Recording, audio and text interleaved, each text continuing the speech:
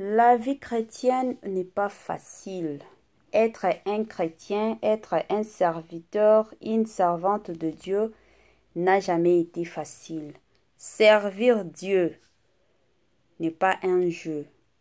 Donc ce que moni muto azo servir nzambe, omoni muto atelemi penza na makambo ya nzambe, atelemi. Bobetela ye maboko. Parce que makambo ya nzambe, la famille, eyaka avec beaucoup de preuves, eyaka na makambo ebele. Il y a même de ces personnes au bakutana na ba humiliation kana makambo ya nzambe. Il y a même de ces personnes au bafinga bango, bachola bango. Eza na batu mosusu bandeko nanga ti lelo na ba famille na bango, balingaka ko sentir bango te. Mais tellement que bami bengami, Nzambe a bengaki bango ke no ba oyo ba ko servir nga. E mata ekita ba ko servir nga. Yango tomonaka batu mosusu ti lelo la famille bazalaka toujours au service. Bazo servira ka Nzambe. Batalaka te mokili elobi nini, mokili ekoloba nini, batu balingi nini, batu bakolinga nini. Au moins, on servir. Salut, cher Bouchou. Salut, cher abonné. Salut, cher connaissance. Salut surtout les amis de Étoile Lune Inès TV. J'espère que vous allez bien. Quant à moi, je suis bel et bien, super bien, par la grâce de Dieu. Cher Bouchou, cher abonné et cher connaissance, Yalelo penza tomemeli bino pasteur Atoms. Ebele abatu d'ailleurs babenga kaeka ka docteur Atoms. Bande konanga makambweza. Depuis liwa ya papa na biso qui est papa Alain Moloto. Nanu toyoka pasteur na biso to docteur na biso papa Atoms koya koloba. Lelo penza eza presque mbala liboso oyo papa Atoms aye koloba makambo mususu o batu mususu baye bakate. Oyo la plupart de nos Congolais, de nous Congolais, toye bakite. Lelo papa Atoms aye kobinisa mwa ba makambo bandeko na ngai.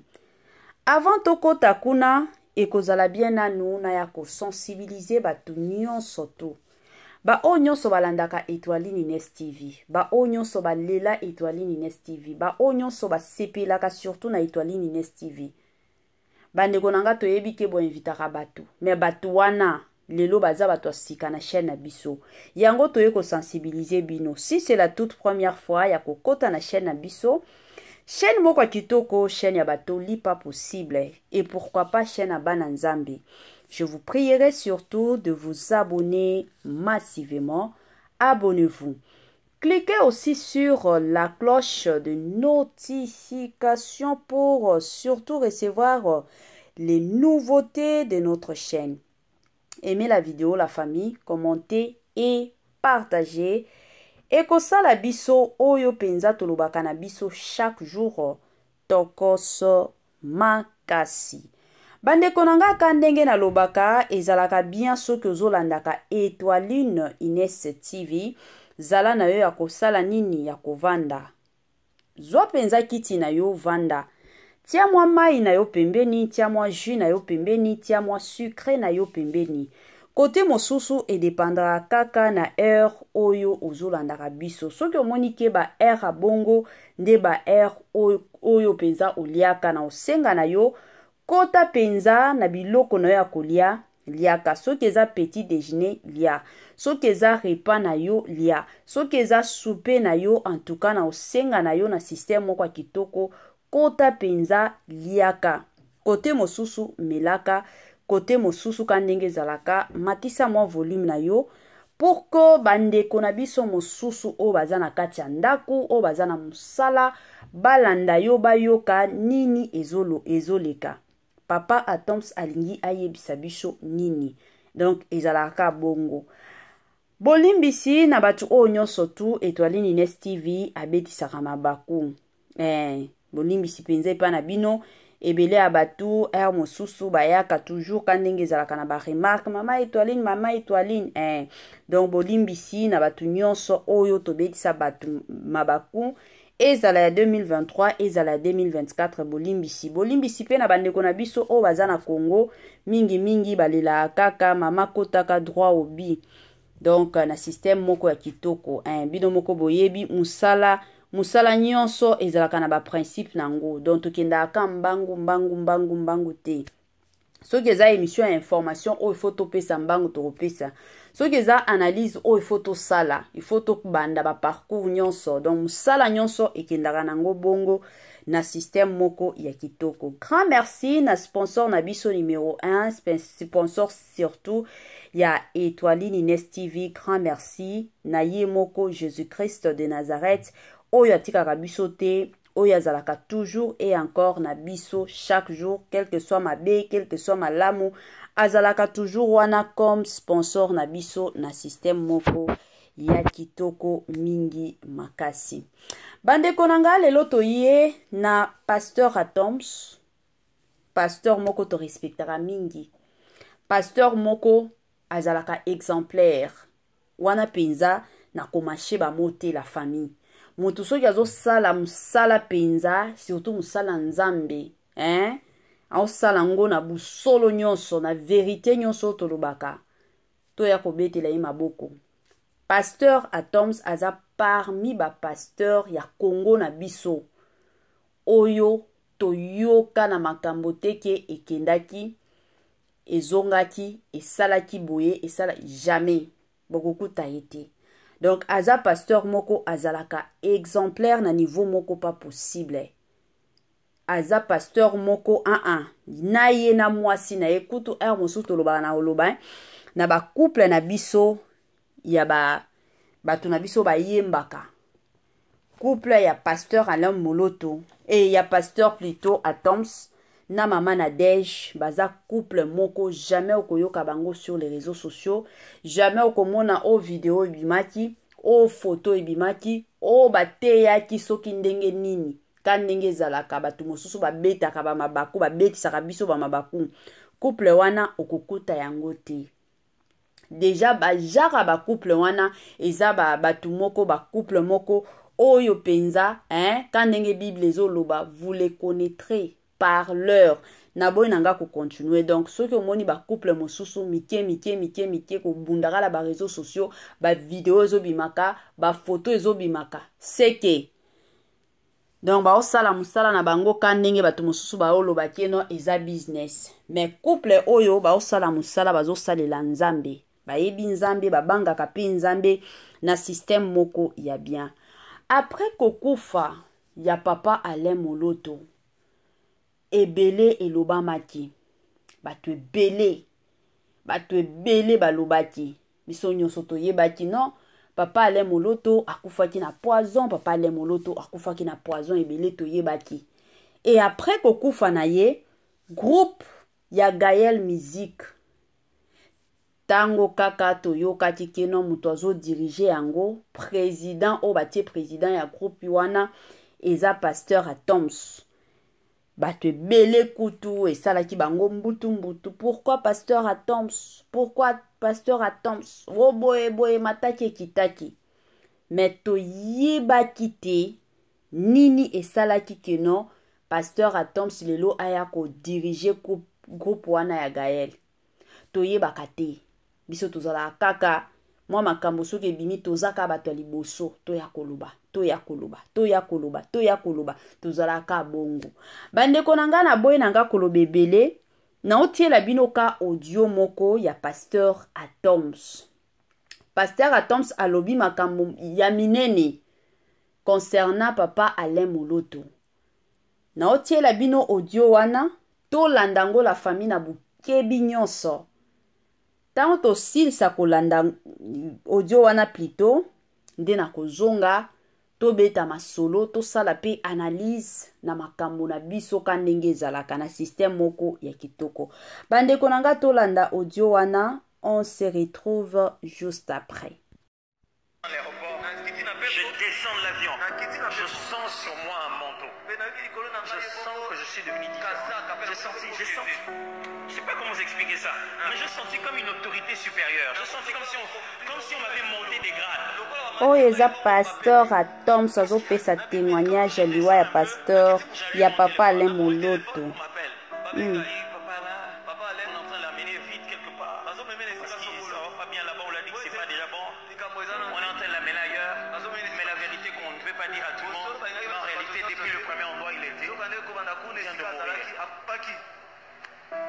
Ce jour-là, j'ai su que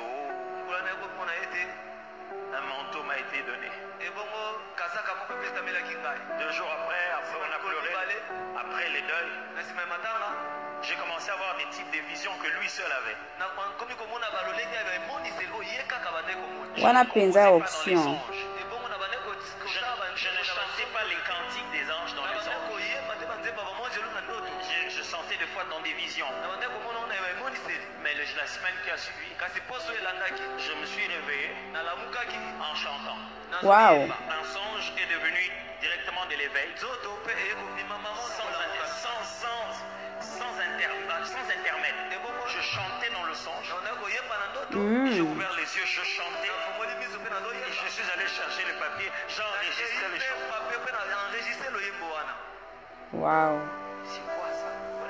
Ça, ce n'est pas moi. Un manteau est descendu sur moi. Mais ce n'était pas que ça. J'ai commencé aussi à subir le combat que lui seul subissait.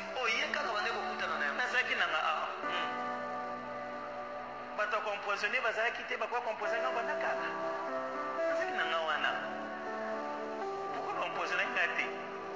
Le jour où tu deviens père, tu n'en reçois pas seulement l'autorité. On dessine aussi derrière toi la cible.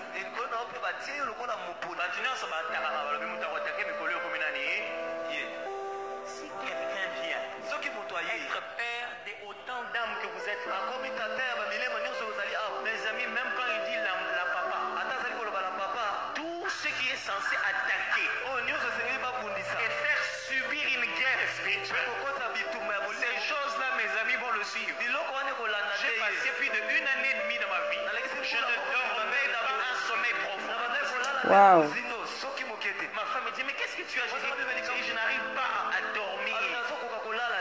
Chaque fois, je sens qu'une menace. Je n'arrive pas à dormir. Mais Mouton qui est remplacé, la personne que je viens de remplacer, Satan, je vais te faire plus mal.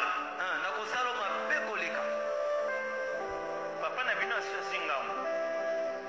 Ça va aller bitumba. Aucun montagne.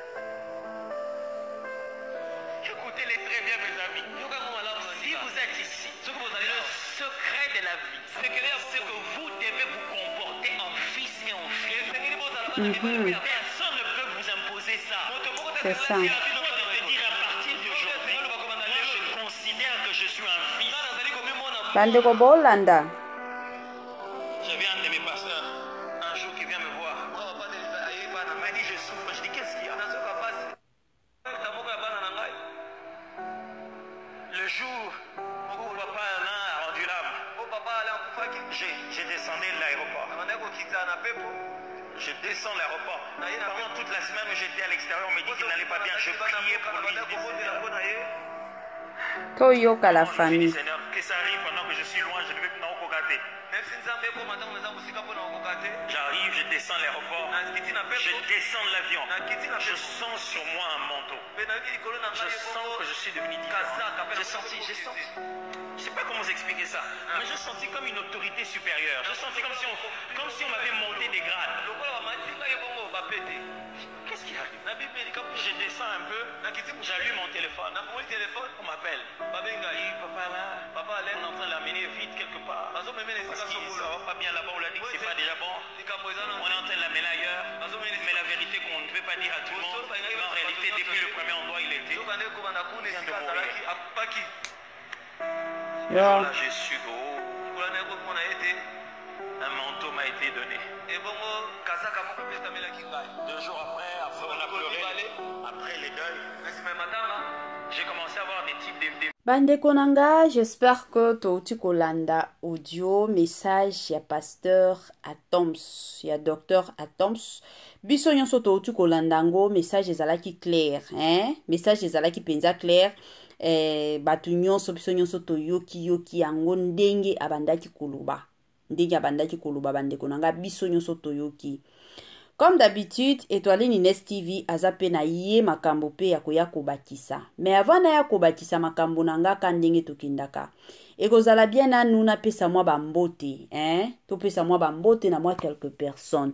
Na pesi bambote nanga na ye moko Madame Sidonia Nsiala depuis quelque part, na pesi bambote na Madame Bijou, na pesi bambote na Linda Bukulu, na pesi bambote na Madame Judith Diampovisa depuis France, na pesi bambote na Madame Myriam depuis France, na pesi bambote na Madame Myriam depuis Belgique, bambote nanga na yemoko mama présidente, mama pasteur plutôt, mama Joséphine depuis Hollande, bambote na mama Tina depuis France, mama Vicky Mbonzo depuis Sénégal, tonton héritier Yola depuis quelque part, na pesibino bambote, pasteur Richard depuis quelque part, bambote surtout bisika nyonso boza.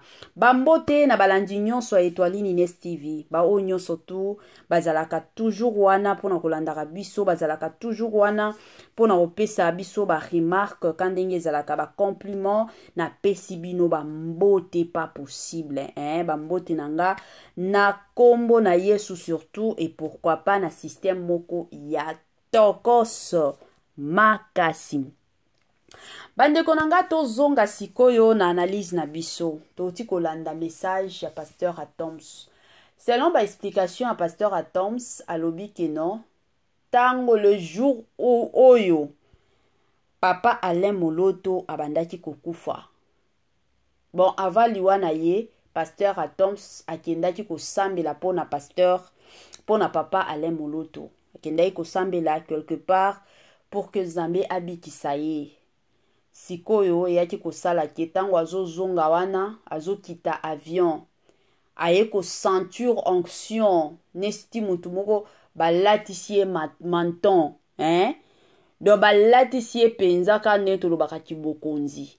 Onction wana yango sentiraki.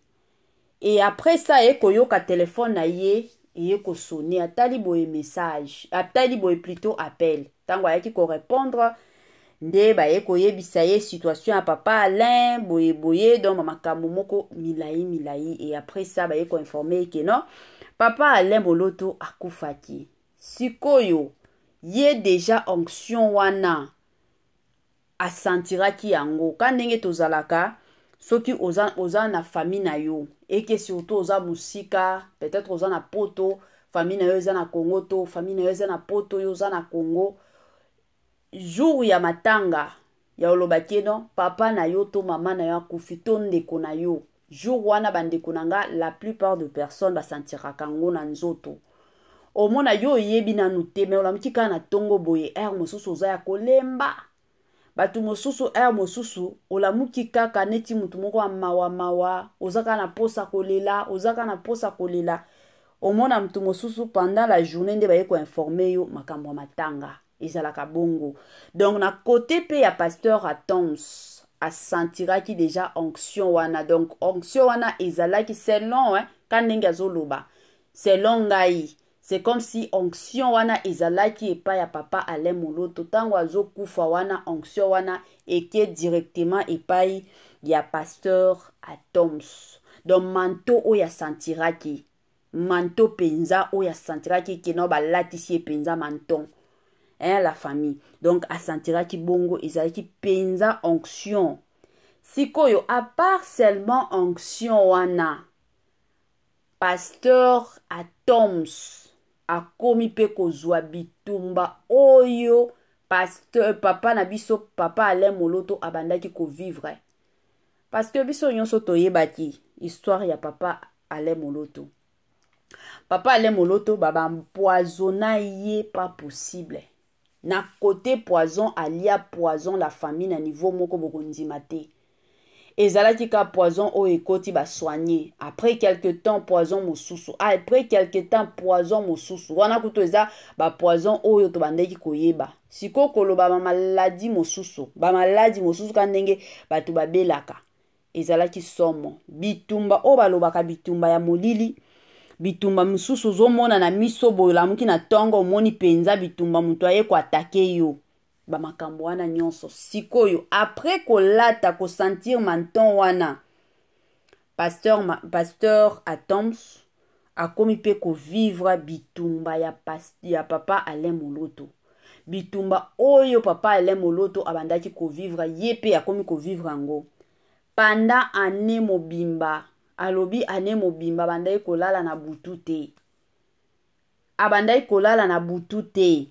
Bitumba na bitumba mosusu banzembo ezoyaka azoyembaka ye moko azokomaka. Parce que déjà toyebi ke na papa Alain Moloto la plupart a banzembo na ye ezalaki mosusu azaya kolala boye aloti azoyemba la muki pe akomi kokoma banzembo wana. Yango bomona ta banzembo na ye mingi ezalaki nango inspiré. Ezalaki bongo sikoyo après kokufa na ye tango ka pasteur Atoms alataki manton wana eyaki kosala ke makambo nyonso oyo papa Alain Moloto abandaki ko vivre. Pasteur na biso Atoms pe a vivra yango pendant année mobimba la famille. Yango na lobaki na ebandeli. Kozala chrétien to kozala chrétienne ezalaka facile te. Ezalaka ba blague te. Mutu oya bengami chrétien, mutu oya bengami serviteur, mutu oya bengami servante. Bande konanga, ta ya bitumba, ton ya ba épreuve, et yaka ya osakana te. Yango na pesaka toujours conseil. Biso batu mosusu toyaka pona kofinga basala nzambe. Ozoya ozozwa penza makasi wana keno nakendo yindisa pasteur wana linga sakana. Bande konanga. Kandenge boto uti kolanda témoignage ya pasteur Atoms. To uti koyoka. Ane mobimba pasteur Atoms abandaki kolala te.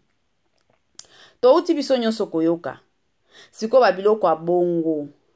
Oya na ba réseaux sociaux pona ofinga basala nzambe. Oya na ba réseaux sociaux pona kosambwisa basala nzambe. La famille to banga nzambe. Na monde ya lelo to banga ka batu te.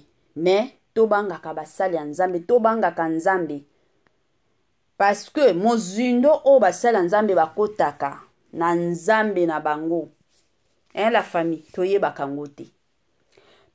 ngo te ka ndenge pasteur Atoms alobi mosusu ki alobaki te biso tolingaki toyeba te toyeka na ba réseaux sociaux mosusu komi kofinga pasteur Atoms mosusu komi kofinga mwasi na ye. Je me rappelle même tango maman a déjà joué qui ba problème ya misu.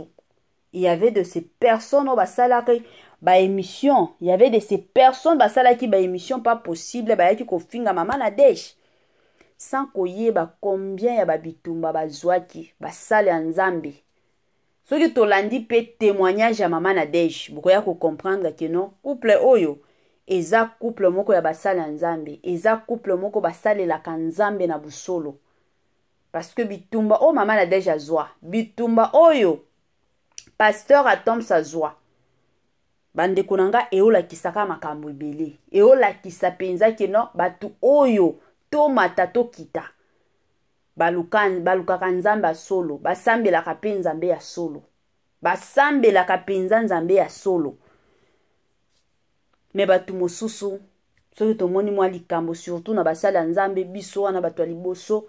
Toye kofinga, toye kochula, toye koloba biloba loba na biso, toye koloba biloba loba na biso, sans kobanga, sans koyeba batu oyo mozino nini bakotaka na nzambe.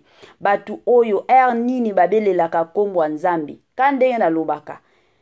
Na monde lelo, il y a de ces pasteurs oyo balalaka na butu te. Mosusu abandi prière 21h ti lobi 9h. Azo solo la rakana nzambi. Mais yo, parce que omona ki photo moko boye, parce que omona ki video moko boye, kutu video wana ezo rassuré ata yo te ke non wana aza mututel. mais parce que kaka ressemblance moya muke ezalaki kuna mbala moko oye kosambwisa basala nzambe sans koyeba place nini bakotaka na nzambe, degré nini bakotaka na nzambe, dimension nini bakotaka na nzambe. Bandeko na ngai eza ya pasi. Na otiela bino lisusu audio wana pona bandeko mosusu basotaka ba émission. Toyebi keza na bato mosusu basotaka na bango ba émission. Na otiela bino lisusu video wana to landango la famille na bukebi nyonso to landango surtout bien makasi kandenge ezalaka na kitoko nyonso surtout na système na biso ya tokos makasi. Je descends de l'avion. Je sens sur moi un manteau. Je sens que je suis devenu différent. Je sais pas comment vous expliquer ça, mais je sentis comme une autorité supérieure. Je sentis comme si on m'avait monté des grades. Oh, eza pasteur à Tom sazo pesa témoignage liwa ya pasteur ya papa Alain Moloto.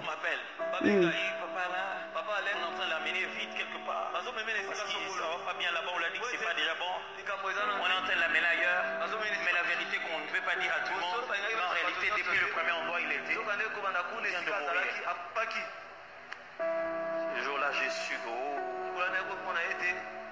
un manteau m'a été donné. 2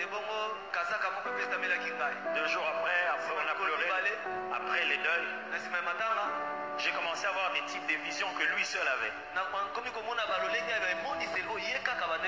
Wana penza option. Je ne chantais pas les cantiques des anges dans les anges. Je sentais des fois dans des visions. Mais la semaine qui a suivi, je me suis réveillé en chantant. Wow. Un songe est devenu directement de l'éveil. Sans intermède. Je chantais dans le songe. J'ai ouvert les yeux, je chantais. Et je suis allé chercher le papier. J'ai enregistré les chants. Wow. C'est quoi ça? Ça, ce n'est pas moi. Un manteau est descendu sur moi. Mais ce n'était pas que ça. J'ai commencé aussi à subir le combat que lui seul subissait. Bato compoisonné, bazala quitté, bakwa compoisonné, banakala. Pourquoi compoisonné gâté? Le jour où tu deviens père, tu n'en reçois pas seulement l'autorité. On dessine aussi derrière toi la cible.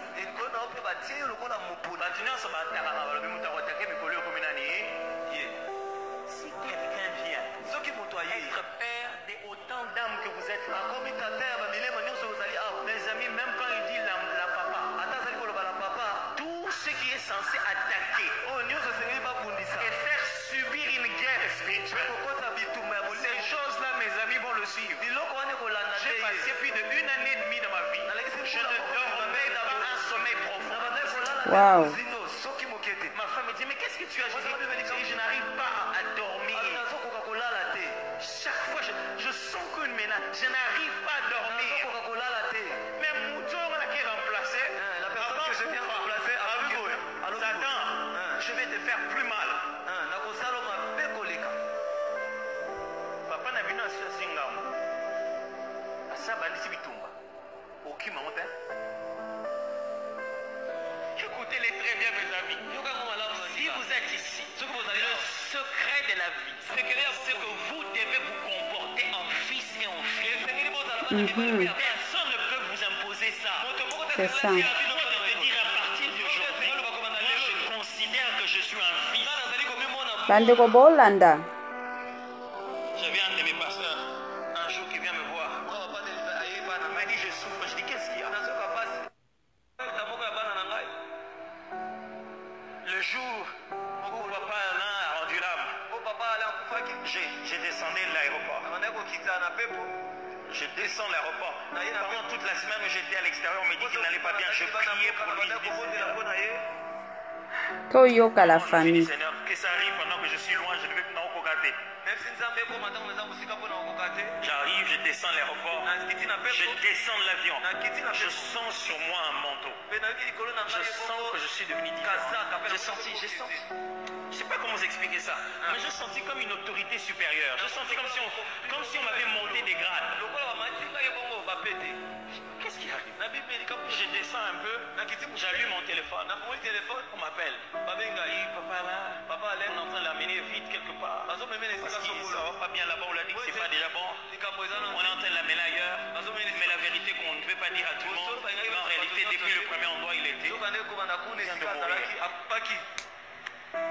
Là, j'ai su un manteau m'a été donné. 2 jours après on a pleuré. Après les deuils. De retour la famille, je suis sûre que tolandi yango bien, tolandi yango na bukebi, tolandi yango na kitoko nyonso. La famille, papa Alain Moloto azalaki parmi penza ba yembi ya Kongo na biso oyo babando yembe la nzambe na busolo nyonso. Banzembo penza ya pasteur Alain Moloto ezalaki banzembo moko ezalaki inspiré par le Saint-Esprit. À chaque fois que papa Alain Moloto abandaki koyemba, la famille donc ebele abatu babandaki ko sentir ka moi quelque chose. Moni moi onction moko boezo kota. Moi onction moko ya makasi ezo kota na vie ya mutu. Wana tout ya kolakisaka ke no banzembo na ye ezalaki nango inspiré quel que soit taba mate ya la famille. Papa Alain Moloto azalaki soki azoteya o sentir na nzoto komi koningana.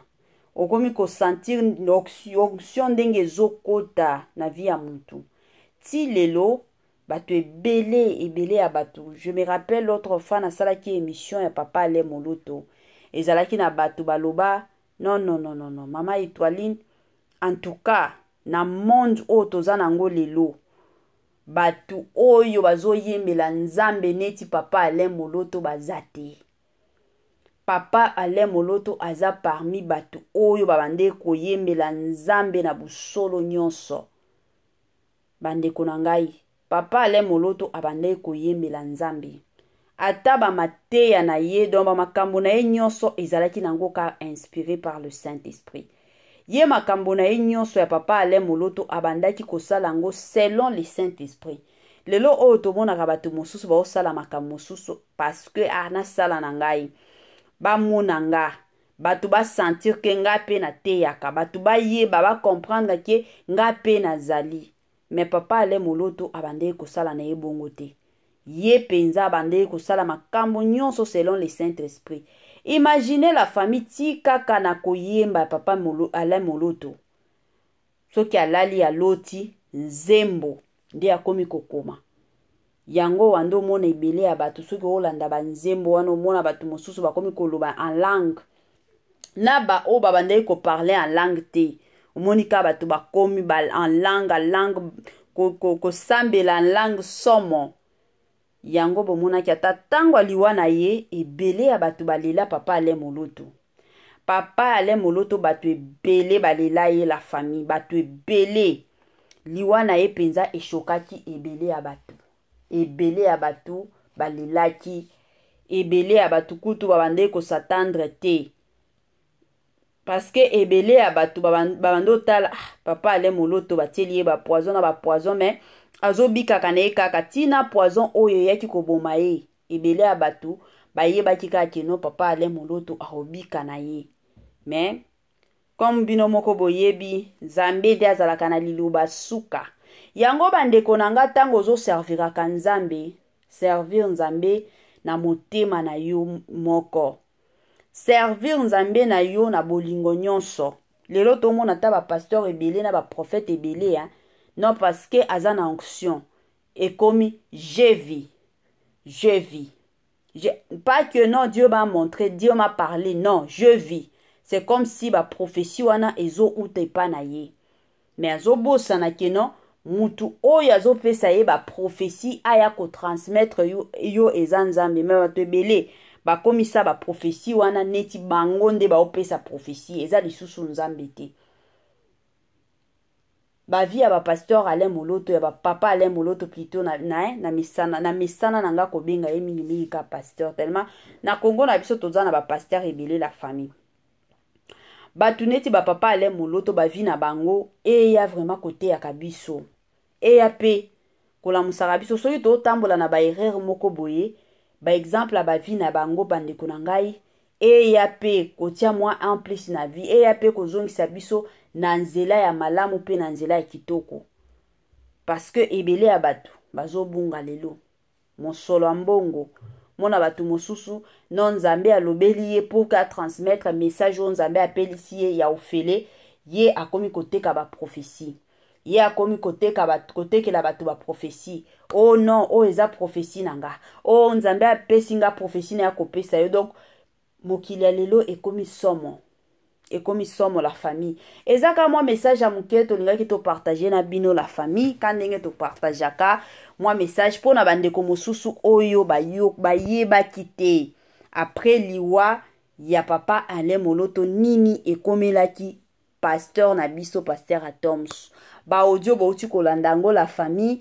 biso pe toye na ba idée na biso toye na ba analyse na biso to mélanger ka ndenge to mélangeaka na biso totie mwa mungwa totie pilipili totie sukali donc makambo nyonso ekoti na système moko ka ya kitoko ezalaka bongo la famille tokomi na biso na suka ya mwa partage na biso ka ndenge tosalaka ba partage botielaka biso ba j'aime botielaka biso ba commentaire bosalelaka pe biso ba partage na ndenge moko ya bien bandeko nanga ba o nyonso basali partage na ba video na biso ba o nyonso batiaka ba j'aime na bango nzambe ya lola apambolaka moko na moko tokomi na biso na mwa suka ya partage na biso wana tokomona na lisusu na ba émission na biso mosusu bye la famille et à la prochaine.